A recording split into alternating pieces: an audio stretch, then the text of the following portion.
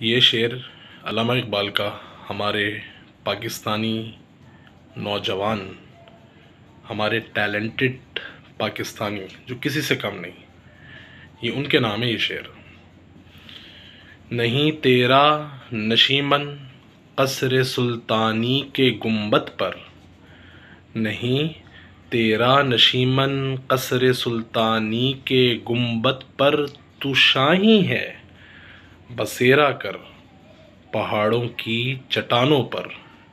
तू शाही है बसेरा कर पहाड़ों की चट्टानों पर, नहीं तेरा नशीमन कसर सुल्तानी के गुंबद पर।